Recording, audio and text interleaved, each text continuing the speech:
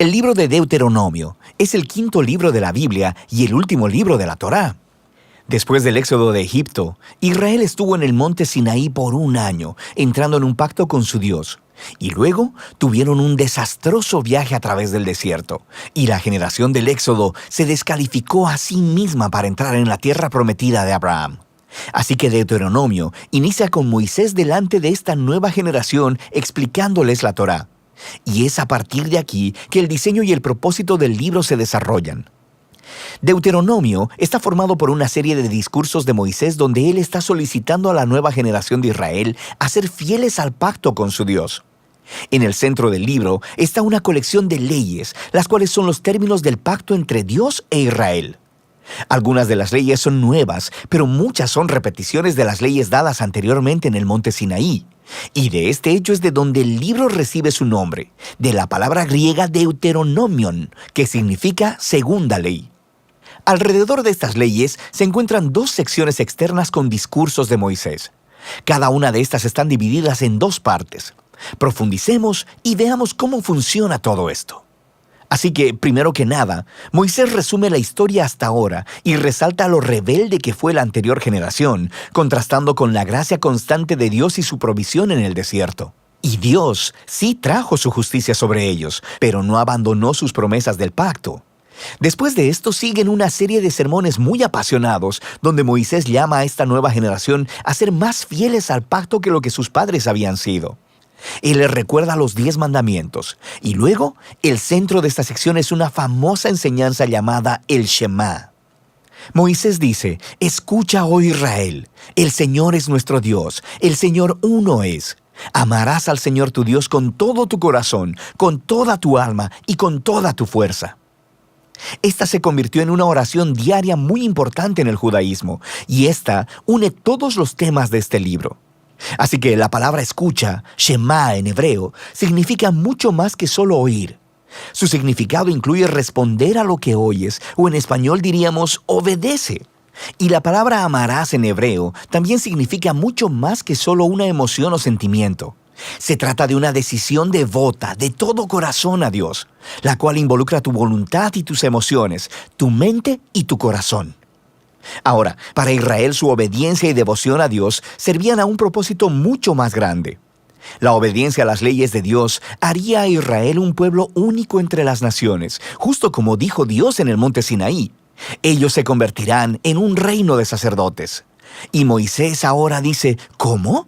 Israel tiene la oportunidad de mostrar al mundo entero la sabiduría y la justicia de Dios obedeciendo sus leyes. Y la otra idea clave en el Shema es que Israel estaba llamado a obedecer y ser devotos únicamente al Señor, o como literalmente dice en el hebreo, el Señor uno es. Ahora, tomando en cuenta el contexto, el punto central es que el Señor es el único Dios a quien Israel debe adorar y obedecer.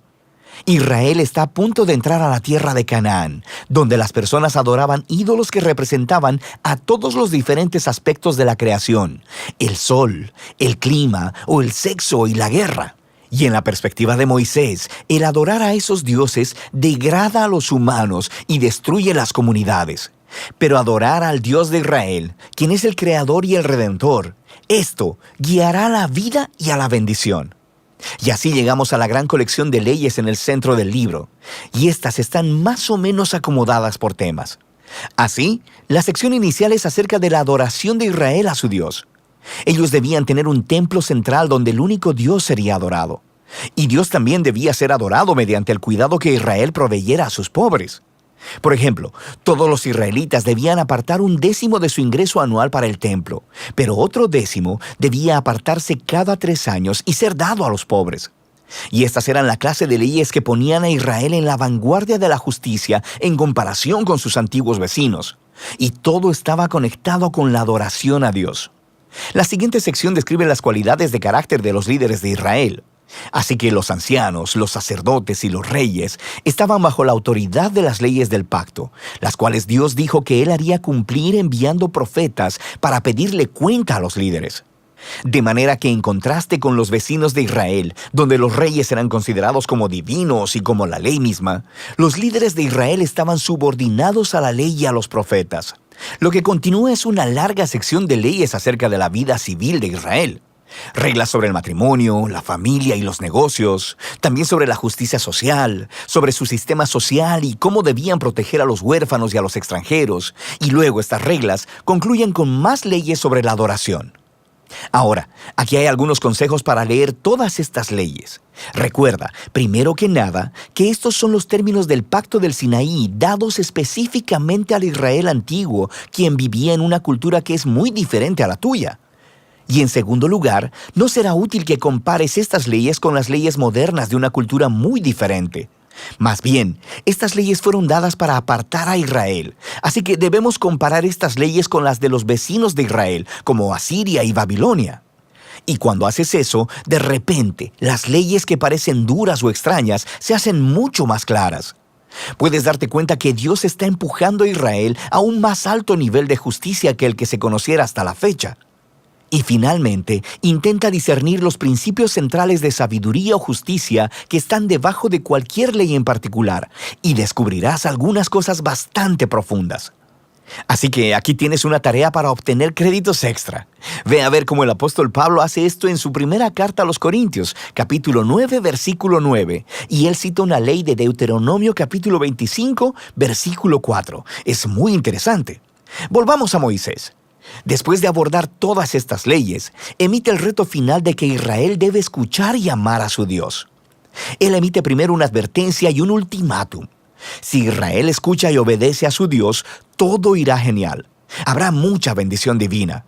Pero si ellos no obedecen y se rebelan, habrá hambre, plagas, devastación y eventualmente exilio de la tierra. Y luego Moisés los obliga a tomar una decisión. Él les dice: hoy he puesto delante de ti la vida y el bien, la muerte y el mal. Escoge, pues, la vida para que vivas tú y tu descendencia, amando al Señor tu Dios y escuchando su voz. Pero luego Moisés dice esto: yo sé que después de mi muerte se corromperán y se apartarán de Dios y terminarán en el exilio. Lo que es un poco decepcionante, pero él ha estado con esta gente durante décadas y es bastante claro que sus esperanzas no son muy altas. Pero no todo está perdido, dice Moisés. Un día, cuando Israel esté en el exilio, en algún punto, dice Moisés, ellos pueden volverse a Dios, quien ha dicho con sus propias palabras que circuncidará sus corazones para que puedan amarle con todo su corazón y toda su alma y así tengan vida. Ahora, esta es una vívida metáfora que está diciendo que algo está fundamentalmente mal con el corazón de Israel. Es necio y duro, y es lo mismo que está mal con el corazón de toda la humanidad. Esto regresa a la rebelión de los humanos en el jardín del Edén. Los humanos eligieron separarse de Dios. Ellos quisieron definir por sí mismos el bien y el mal, y como resultado, arruinaron el mundo bueno de Dios. Pero un día, dice Moisés, Dios hará algo para transformar los corazones de su pueblo, para que puedan realmente escuchar y amar a Dios con todo el corazón.